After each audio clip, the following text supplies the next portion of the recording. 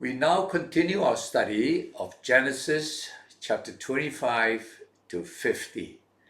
In this study, we will do a quick case study of three lives. Two of them are patriarchs, Isaac and Jacob. The third one is Joseph. Now, Isaac, we don't know much about him. Actually, very little is written about him, except that he was a miracle child. Abraham was like 100 years old, and Sarah was 90 years old when they were blessed with this miracle child. His name, Isaac, means laughter, because when God told them that they would have a kid, they laughed. This is like ridiculous. So we see Hebrew names are really largely descriptive names. Actually, most cultures, for example, the Chinese, our names actually are normal words, often adjectives like virtuous or beautiful, So names are usually descriptive, and Isaac simply means laughter. And so when we study the Bible, it's good to sometimes know the meaning of those names. For example, Abraham. Before he was Abraham, he was Abram.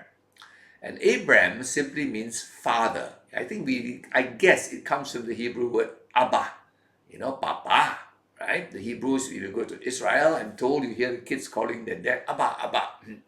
And so Abram simply means father. But when God made a covenant with him and said, "You will bless many people," he changed his name to Abraham. Abraham simply means father also. Abba is still there. Ham probably means many, father of many. Okay, so we see that. Look at the names in the Bible. If you can, try to find out what those names are. Now, not much about his life. Of course, that amazing episode at Mount Moriah where he willingly was allowed his father to offer him as a burnt sacrifice. That is quite amazing. It is supernatural, I'll put it that way. How God worked it out, I don't know. But it's definitely not some natural response of a boy seeing a knife about to stab him, not protesting. Maybe the only lesson I would say at this point we will take out from Isaac's life, a case study of Isaac's life, is that he made a common mistake that many in the Bible make and many in our lives make, and that was he had favoritism towards his kids. Now God blessed Isaac with two kids, a pair of twins, non-identical. One was Esau, the elder, and the younger was Jacob. And the Bible says very clearly, Isaac loved Esau, and his wife, Rachel, loved Jacob. Now, this is something so terrible we keep seeing over and over. Later, we see Jacob makes the same mistake, and he loves Joseph, his son, more than his other 11 sons. And so much problem comes from that. So we learn one thing, that it's so natural to like a certain person, even among our kids. There's a certain chemistry we have with certain kids, certain thing about the character that suits us. For example, it says Isaac loved to eat venison, and Esau was a hunter. So, there was that affinity, and he loved Esau. See, when we love our kid, one kid more than the other, and that's quite natural, we must never show it.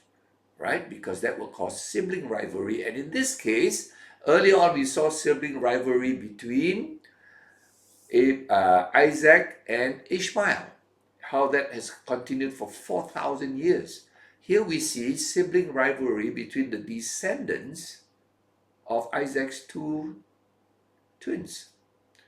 Jacob, father of the Israelites, and Esau, father of the Edomites. And as we read the history of Israel, there's a lot of fighting between them. Thankfully, the fighting has stopped, not because they became friends, but because there are no more Edomites. The last Edomite that we know recorded in the Bible is Herod, King Herod. He was an Edomite.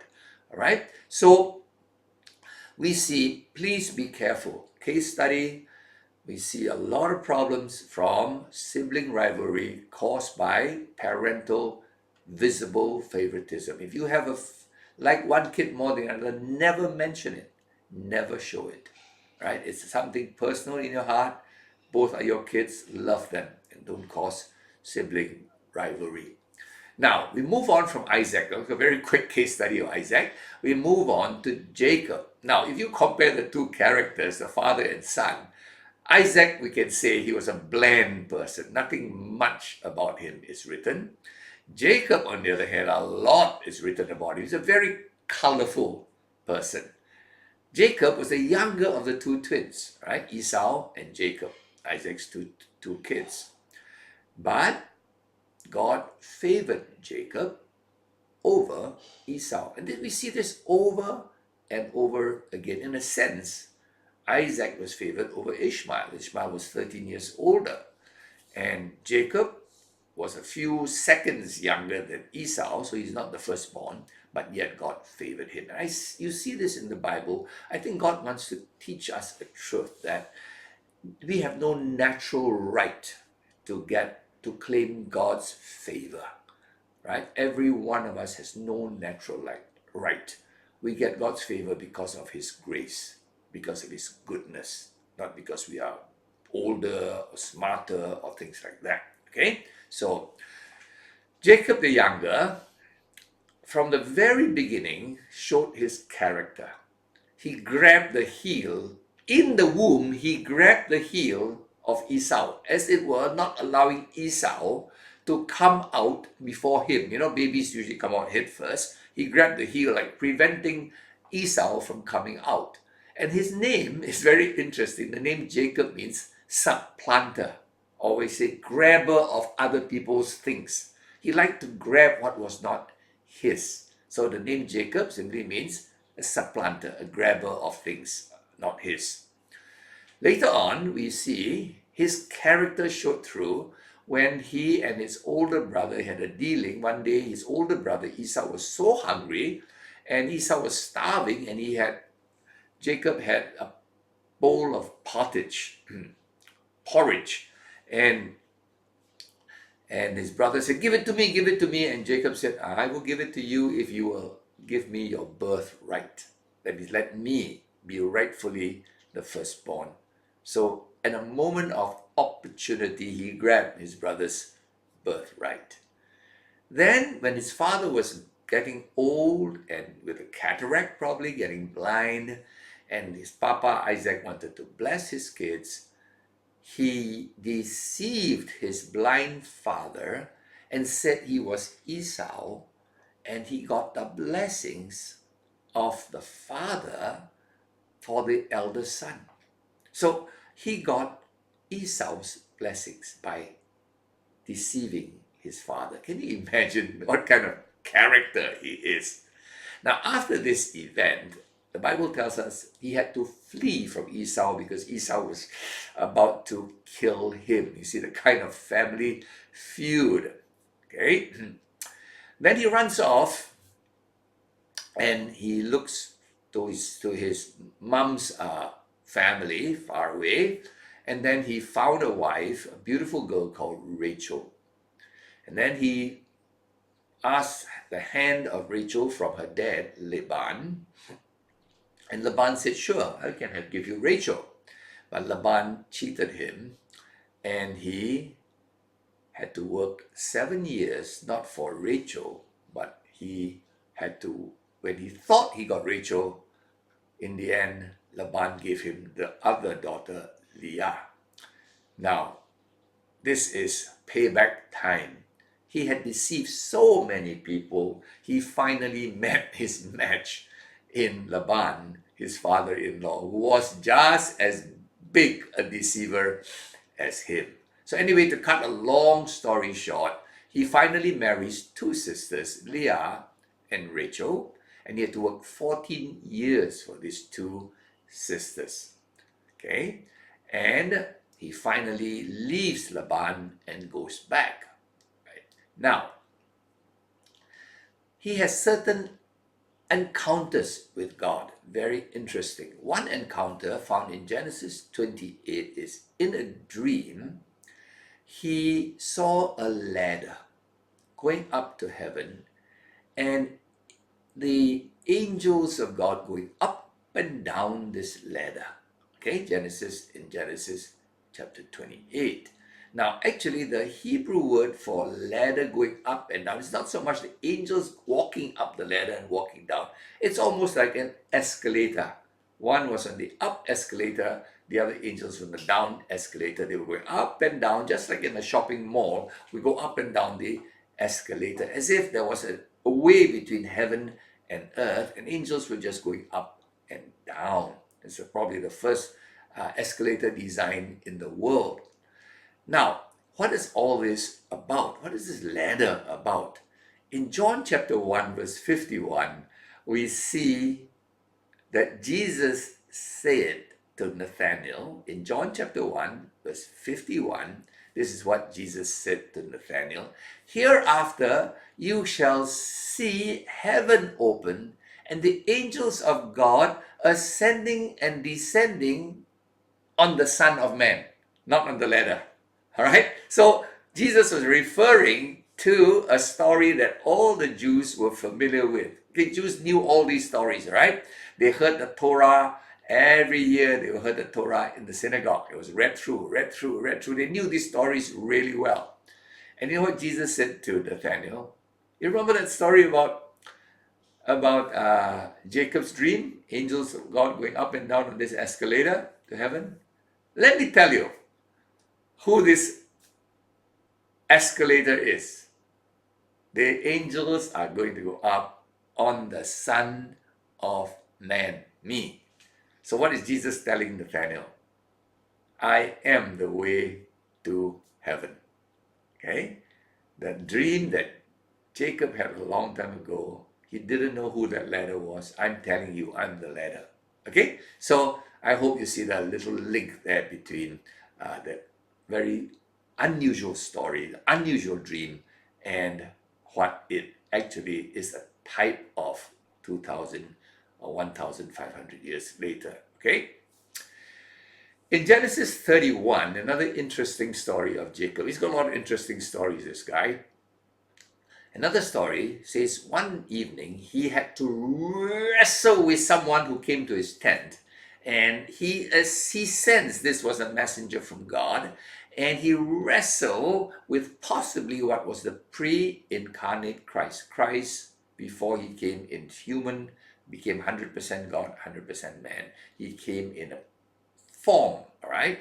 And he wrestled. I don't know who it is actually, but let's just say he wrestled with this messenger from God, and he would not let this messenger go. He said, "Unless you bless me, I will not let you go." Wow. All right? And the Bible says the wrestling was so intense that the hip of Jacob was dislocated at that time. Now we know that the joint, the most stable joint in the human body, is the hip joint, all right? Because it is a ball and socket joint. It's like so gripped inside. Imagine this is my femur, and this is, it's like that. It almost cannot be pulled out. Almost, we see all kinds of wrestling in WWF and all these things. We don't hear of dislocated hip joints. Sometimes a shoulder is dislocated, elbow, never a hip joint. I've had a dislocated hip joint. Let me tell you, it is unbearable, okay, the pain. But even when he had that, he would not let go, right? He hung on, fighting and fighting. And then, at the end of this, God gave him a new name. He said, "You shall no more be called Jacob. From henceforth, your name shall be Israel." Israel, right? Always remember when you hear the LLL at the end, that's God. Israel means wrestling with God. It means fighting, contending with God. It can also mean triumphing with God.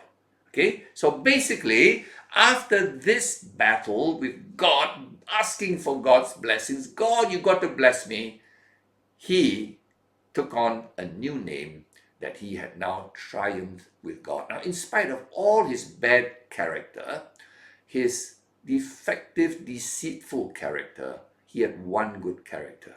He wanted God's blessings. He really sought for blessings. He wanted his papa's blessings. He wanted God's blessings. And he did his best to get it in the beginning deceitfully, and later he wrestled with God for it. Now, what is the lesson you and I must take away from this case study of Jacob? I take away this lesson, right? Just like in Isaac's life, I take away a lesson. Always be careful to love all my kids, to show equality to all my kids, right? With Jacob's life, I learned this lesson. We must plead with God. We must beg God in prayer for his blessings. One thing I've discovered in prayer today is that prayers have become very scholarly. Almost you see pastors pray like they're doing poetry. Thou and thee and thine, and the sentence is perfect, the grammar is perfect. They want to sound so good in prayer, so nice in prayer. Now, wrestling is not nice. Wrestling is very messy. Wrestling is very, I don't know how you put it. There's no form. Sometimes even certain sports, there seems to be a certain form. Wrestling seems to me like, that is what prayer should be. It's like pleading with God for, and I'm afraid that is a lost, most prayer is almost like just talking to God, telling God, or informing God, and I'm afraid that we have lost the art, I would say, the spiritual skill of praying to God. Now, the term used in theology sometimes is agonize with God, agonizing prayer. What we have is organized prayer, and that is, people like to make their prayer look so nice, okay? So can I recommend you take away one lesson from Jacob's life? His very defective life, but he had one redeeming feature. He knew how to pray. And I think if you know how to pray, you will have a totally changed life, as Jacob did. His life was no more the same. He's now called Israel. Now, Jacob left 12 sons.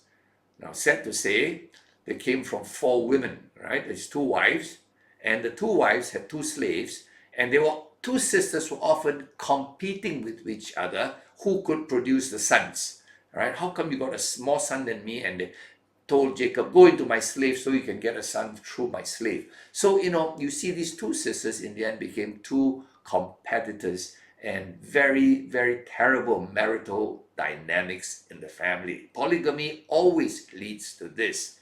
Okay, whatever religion allows polygamy, I'm sad to say, whatever they say, you must be fair to all your wives, I don't believe that. I believe that the women will always be fighting, because Genesis chapter 3 said, remember that? When Eve and Adam sinned, this is what God said to Eve, this is your suffering. You will bring forth children in pain, and your desire shall be to your husband. You just want your husband. And these 2 women are fighting for the affection of their husband, and 2 sisters became literally 2 enemies. Sad. Now, the name Israel now became the name of a nation. So Jacob became literally the name, not of a person, but of a nation. Israelites. Today, we use the word Jews. Jews cannot be used at this time. You cannot say these were the Jews. These were not the Jews. These were Israelites. Okay? Why do we today use the term Jews? The term Jews refer to actually one tribe of these 12 kids. These 12 kids became 12 tribes of Israel. But 10 of the tribes were taken into exile earlier. We call them the lost tribes of Israel. We don't know where they are now. They were taken into Assyria and then disappeared from the face of the earth. Okay? The last 2 tribes that were not taken away was Judah and a tiny tribe called Benjamin. Benjamin had been decimated. Later we'll see why. So basically, it was left 10 tribes gone, 2 tribes left, but only one was a major tribe, Judah. And that's where the name Jews come from. So when you say Jews, you don't mean Israelites. Okay? Jews mean the remnant. The ones, not the 10 tribes, they disappeared. They're just the remnant tribe. So today when we say the Jews, we're not talking about this original 12 tribes, one left tribe. Okay, I hope you understand why the name Jew is used today rather than Israelite. Because 10 tribes have so much disappeared from history. Okay. Now, we then move on to the next case study of Joseph. Joseph is very well known because the story of the Prince of Egypt has been seen and done over and over again. It's a great human drama. How someone was sold to slavery, then became the prime minister of the greatest empire in the world at that time. Amazing story, all right? Now, why was Joseph sold to slavery? I mean, there are many reasons, but I can think of some. One is God wanted the Jews or the Israelites to experience slavery, horrible slavery, agony, suffering, bondage, cannot escape for a long period of time, 300-400 years. Why? Because it is a type of us before we are saved. We couldn't get out of our sin. Hard as we tried, everything we tried to do, morals, moral education, religious education, we couldn't get out of the grip of sin in our lives. Our pride, our lust, our tendency to lie, all these things, selfishness, ego, so bound up in us, just like us. We are slaves to these lusts and sins. Until, in the case of the Israelites, they were let out by Moses, freed from Egypt. And that's a picture of us led by Christ, freed from our past life of slavery to sin. That's probably one reason why Joseph was allowed to go to slavery. But there was another reason actually given in Genesis 15, verse 16. It was a time when God spoke to Abraham, and God said, I'm going to give you this land, this promised land, but not now. I will give it to you after many generations until the iniquity of the Amorites be full. The Amorites were the people living in that land. They were wicked people.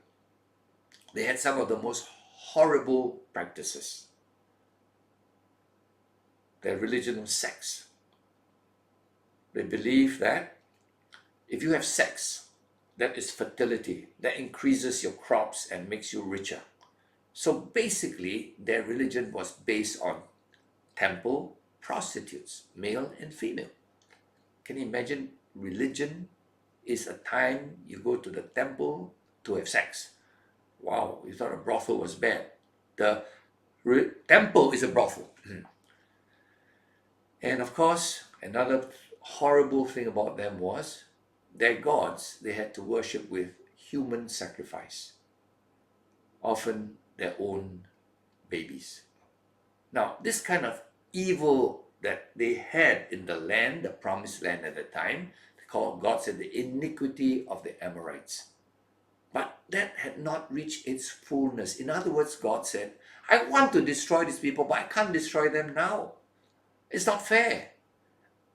There is wickedness, but it has to reach a certain state until my patience runs out. Then I will deal with them. In other words, all right, God just didn't tell the Israelites, just go and take the land, just kill them, it's okay. You know, many times when we read the Old Testament, you and I are a bit troubled. I was troubled for a long time. Why do God allow one race, his people, Israelites, to destroy another race. Isn't this called ethnic cleansing? Isn't this what we don't like to see nowadays? When one stronger tribe destroys and cleanses, like the Rohingya and so on, another helpless tribe. No, but this was not the case. This is not ethnic cleansing. This is evil cleansing. God was not getting rid of one race by another race. God was getting rid of horrendous evil on earth, which should never be allowed on this earth. That you kill, you burn your own babies, you go to say you worship God by having sex with a prostitute. Now, it makes no sense. It should not be allowed. This is a cancer that should not be allowed to spread from the promised land to other lands. So it was not ethnic cleansing. Please don't get it wrong when you read how God used Israelites to destroy these tribes. It's not because it's a racial thing. It is righteousness against gross evil. And yet the evil had to be gross and full. When the iniquity of the Amorites is full, then Israel will go in and take the land. All right, so they were parked, so to speak, they were parked in Egypt to allow the iniquity of the Amorites to be full, and also to have the little tribe of Israel at that time when they moved into Egypt. There were only 70 of them. Imagine 70 of them going to take the promised land. That's not make sense, because the promised land was full of cities, properly built up cities, full of matured farms, etc. 70 people cannot go and occupy that land. So they went to Egypt so that they will grow to numbers. Later on we'll see 2 to 3 million to fill this land, which makes sense. Okay, so the reason why God allowed them to be in Egypt, why as slaves? Because God wanted them to see, experience a horrible life without God. And then God wanted them to grow to be sufficient numbers to occupy the land. And also, before he could get rid of this race, he had to be fair, that it had to be so wicked that they deserve to be cleansed and removed from the face of this earth. Okay, so I hope you understand why God allowed. Now, Joseph is really a type of Jesus Christ. If you look at his life, there's like no visible sin record. Of course, he's a sinner like all of us, but no visible sin is recorded in the record of his life in the Bible. And then he was always wanting to serve other people, even in prison. The butler, right, and the baker of Pharaoh, he wanted to help them. And then later, when his brothers came to him, the brothers who had sold him to slavery because of jealousy, because of sibling rivalry, he forgave them completely and he helped them. Isn't that a type of Christ? Forgive them, for they know not what they do. He told them, God brought me into Egypt. Not you didn't send me. God brought me into Egypt so that you will have food in the famine. At that time, Egypt had a severe famine, and it's not common in Egypt, as I said before, because of the Nile River. Once in a while, there was a famine in Egypt. Very rare, not common. In fact, in history, just a few times as far as we know. But in Israel, because it's rain-fed, much more common. Now, we end by seeing a prophecy as Jacob is about to die, as Israel is about to die. He calls all his sons to bless them one by one. And then a prophecy is made on his son Judah. And this prophecy, I believe, has a lot of significance for the Israelites. On Judah, it was said, and remember, Judah was the last tribe left, okay? By the time of Jesus, the 10 tribes all disappeared. It was just basically the Jews already at that time. Jesus' time, it was no more Israelites, they were the Jews, okay? The prophecy in Genesis 49 in verse 10, this scepter shall not depart from Judah until Shiloh come. Now, of course, when you read it like that, it doesn't make any sense. But for the Jews, they looked at this prophecy. Scepter speaks of rule. the rule shall not depart from Judah. Now, all along, Judah was the last tribe left. They were like the tribe that was looked up to, right? They were the only tribe to look up to, Judah, okay? People like King David came from Judah. The line, the kings all came from Judah. And now that's the only tribe left anyway. The rule shall not depart, the scepter shall not depart from Judah till Shiloh come. Now, the word Shiloh is kind of mysterious, but it possibly means till the Messiah, the messenger of God, comes. Now, what is this in prophecy? You see, the Jews basically, even after they came back from exile, basically ruled themselves. But just before the coming of Christ, Romans made the Judah, the land, the Judah place that became a Roman province. So there's a Roman province called Judah, and a Roman governor was put to rule the Jews. Now, when the Jews saw this, we are now under Roman rule. You know, when Jesus was born, he was under Roman rule. Oh, the prophecy came. The Shiloh, the Messiah, will come because we don't more rule ourselves. We are ruled by the Romans. Let me repeat it again. Genesis 49:10. The scepter, the rule, shall not depart from Judah. In other words, we used to rule Judah, the Jews used to rule themselves, but then it has departed. The Romans now ruled the province of Judah. Whoa. When Jesus was born, totally under Roman rule. And then the Jews said, the Messiah, Shiloh, shall come because we no more rule ourselves. So there was a kind of anticipation, I think, that when at this time, when the Romans are ruling us, a Messiah will come. Okay? So I hope this helps you a little bit about this prophecy and why there was this anticipation of a Messiah at the time of Christ coming. Now the book ends very sad. The last few lines is, and Joseph was put into a coffin. Okay, so remember the book of Genesis, It began with a beautiful universe being created. God said, very good. It ends with a coffin. I hope you get the picture now, the beautiful way this book is written. Beautiful creation, perfect creation, ends up in a coffin. Wow. This is the story of sin, the fall of man. Okay? Now, after this event, when Joseph goes into the coffin, there's literally a silence from God. The Jews did not hear from God. The Israelites did not hear from God in Egypt. Totally for hundreds of years, possibly 400 years.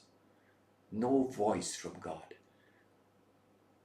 Prophetic silence. And then Moses comes out and brings them out of Egypt. Wow. Can you see a type? New Testament. 400 years of silence after Malachi.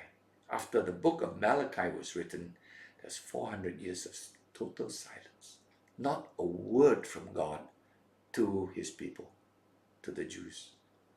And then Christ comes and delivers them from sin and death. See the type? Right? 400 years of silence in Egypt. Moses comes and liberates them from bondage. 400 years of silence after Malachi, and then Jesus comes and delivers us from sin and death. Okay, so we see here all these books. May I recommend this? Listen to them. Just as the Jews did. They knew these stories well. So anytime they could think through the case study, because they knew these stories, they had heard it umpteen times. May you also have your audio Bibles on as you drive. Listen to these stories. Listen to it. Make these stories, these case studies a part of your life, right? And then at any time you can recall it and learn lessons from it. So I hope this has been a good study of Genesis. We've taken a long time to do Genesis because there are a lot of truths in it, a lot of foundational truths, and then we speed up our study. So may God bless you as you listen. If you would like to read and you can read very fast, go ahead and read, okay? But for most of us who are not speed readers, can I suggest listen? Because when you read, you tend to stop, you tend to underline, you tend to go into the thing deep, when we should have these things first as stories that are so in our head and we can dive deep in at any time because the case study is already in our head. You know, any moment you can dive in when you have the material walking around with the case studies all in your head because you listen to them many, many times. God bless you.